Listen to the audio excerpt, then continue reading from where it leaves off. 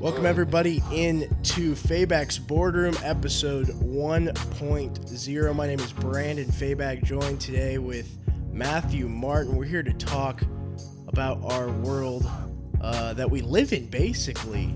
A little bit of an overview. We've got some cool segments coming up later in the show where we're kind of introducing this new thing. In the game room of Shirts, Texas. This is where the hangout is. This is where all the boys come to chill, you could say. Right, Martin? How you doing today? I'm doing all right. We've been here since like 6th grade, coming to this house. Something like that. Yeah. And we've been here for a while prepping. Yeah. Shout out to our cameraman, Ryan Clay, who has been a little late to our running meeting. You know, we were supposed to be 3:15, and it's a little bit past that. It's 4:38. So this is Fabac's Boardroom. A boardroom is a weekly meeting. Episode 1. We're gonna have an episode. Try and get it out every single Friday via YouTube, and we're gonna share thoughts. We're gonna have challenges, competitions, a bunch of different tasks, a bunch of different things, and we're gonna have a couple guests on each week. This week we're just giving it a little bit of a trial run with 2 people. So Matthew Martin, you want to introduce yourself? By the way, we're gonna call this guy Martin, not Matthew. Because that's usually what I go by. I'm just a guy that lives in Texas, I guess. I go to UTSA. I'm Venezuelan, so I'll probably be like the minority dude on this podcast. I'm a soccer fan because I'm Hispanic. And all right. I've known Brandon and most of the guys that will probably be on this podcast since around kindergarten or pre-K or around that time period. And we've all gone to the same school, so we know each other. We're practically like brothers at this point. I guess you could say that. Yeah. I mean, what are you studying? I'm an engineering major. See, I thought you were business. Yeah, I was for a semester. Switched it over. Never officially changed it to business because I never filled out a form.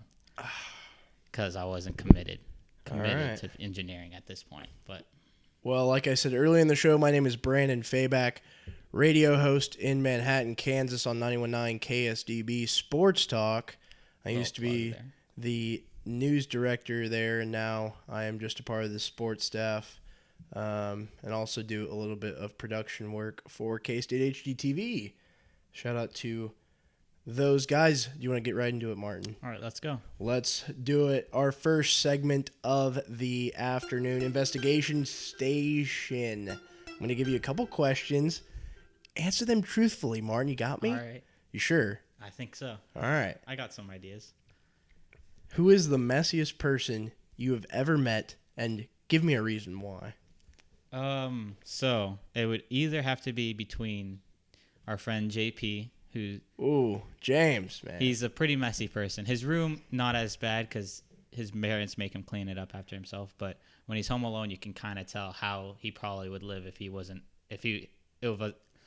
up to him. I feel you. My other friend that I know is Stover, who is the same situation. His parents make him clean up his room all the time, so it's pretty nice on most occasions. But usually it's a pigsty and it's horrible. So it's up between those two. But usually it's not like cockroaches or anything on the ground. It's just like clothes or empty bottles or stuff like that. But you're not bad. No. Okay. Neither am I. I'm not like cleaning the counter, like white glove, dust nub there clean. But I mean, we've been fortunate enough to see JP's room in the clutch, basically. Yeah. So. Well, I'm sure he cleans it up before people get exactly. Most people would do that. You would think. Next question: best and worst buy at a store/restaurant in your life. What was that horrible purchase, or that great purchase that you got? So I can go easily with worst because I've had some pretty bad purchases. Like what? Headphones.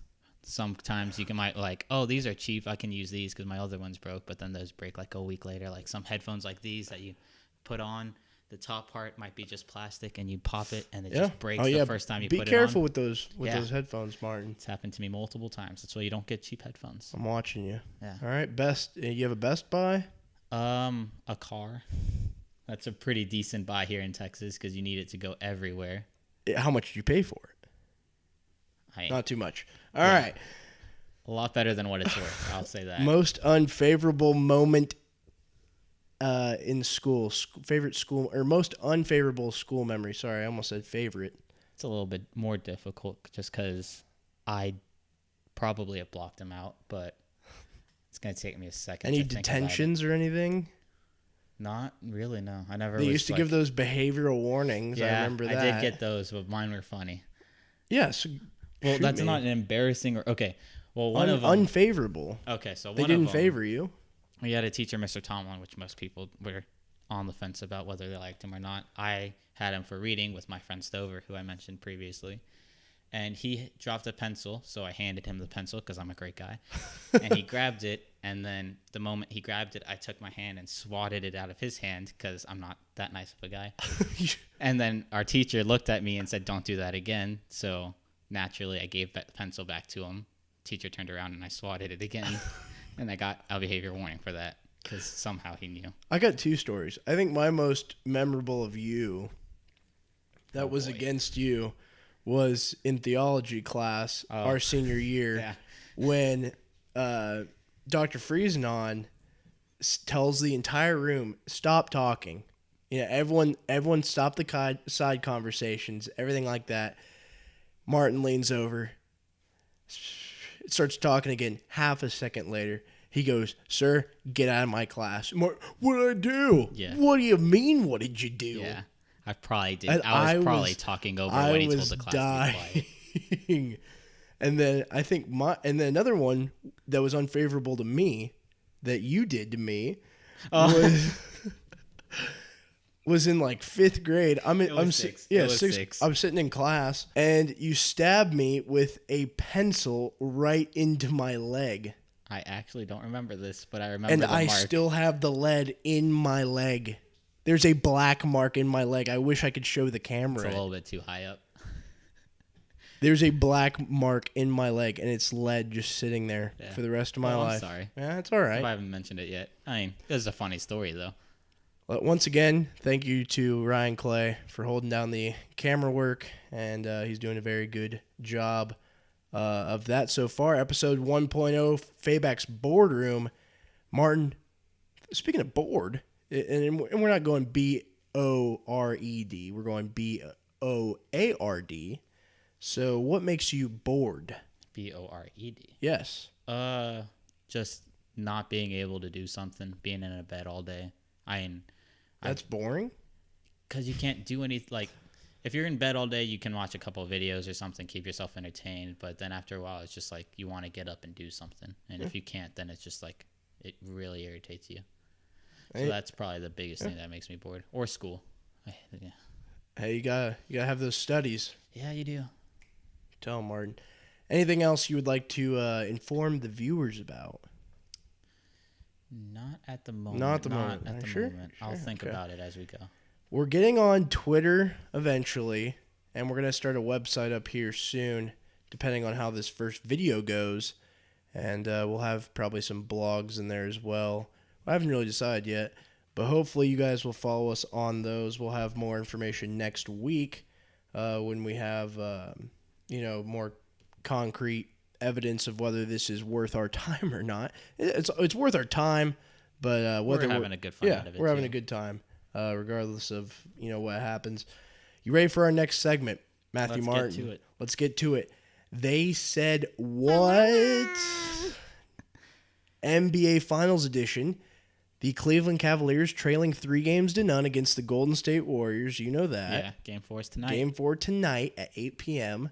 So by the time people are watching it could be over. It could be done. It probably will be done. I called a sweep, a clean sweep. I thought it was 5 games, out. But J.R. Smith. So basically what this segment will be, we'll find Twitter posts throughout the week or comments or quotes from people, and we'll talk about how crazy they are or what you can't believe they said this or that.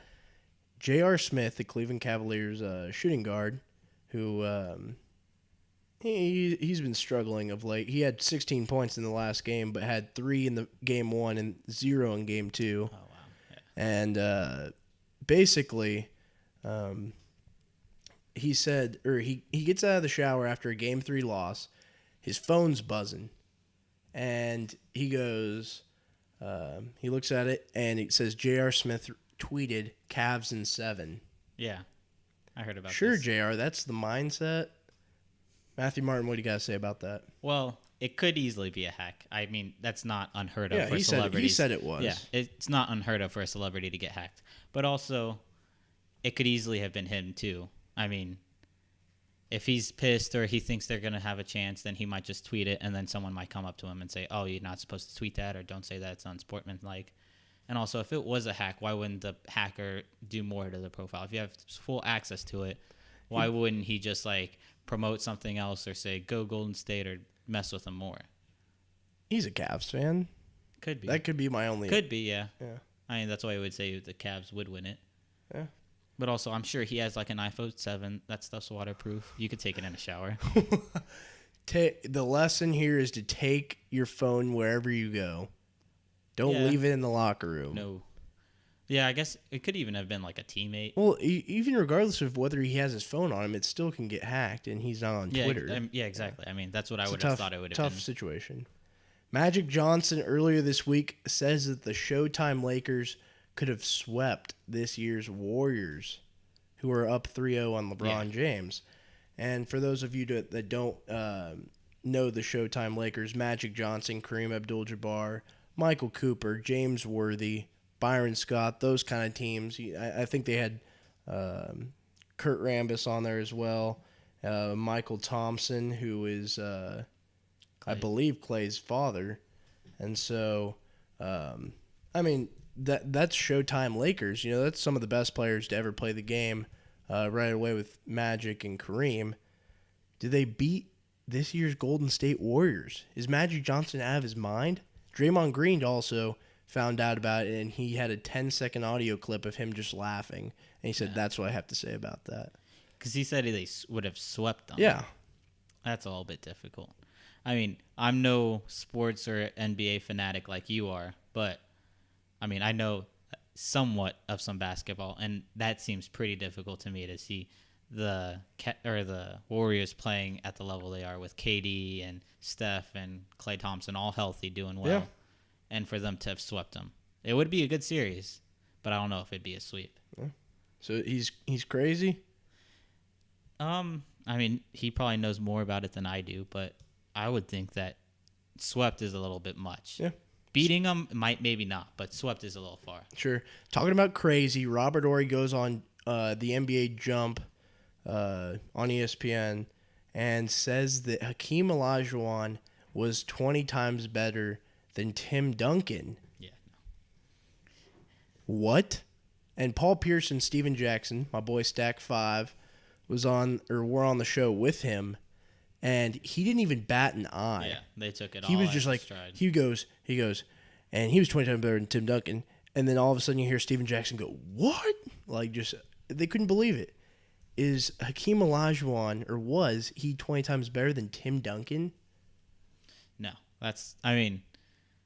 Tim Duncan is a Hall of Famer already. Right. Whether he's been inducted or not. We should say we have a bias.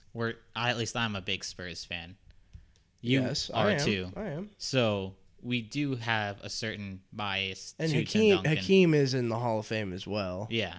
It's just... And the only reason he had to it was that Hakeem Olajuwon shot like 85% from the free throw line and Tim Duncan only shot 70%. Tim Duncan was... And my brother goes, oh, so that's how he's 20 times better than him, is that you want him at the free throw line at the end of the game. Only one that's reason, ridiculous. and there's a lot of different reasons why you want one. Yeah, no. I think it's a little bit... Maybe he's better or not, but 20 times better is a whole different thing. If he was 20 times better, he'd be able to win an NBA game practically by himself. Right. Hakeem Olajuwon, only 2 championships.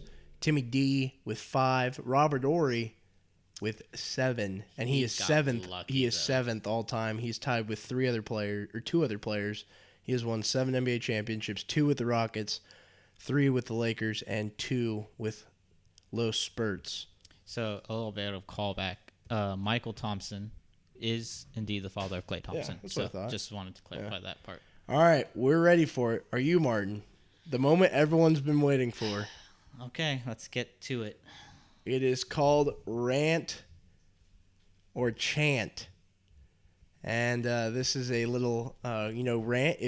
If this wheel lands on rant, then Matthew Martin will have to rant or tell a joke for 15 seconds.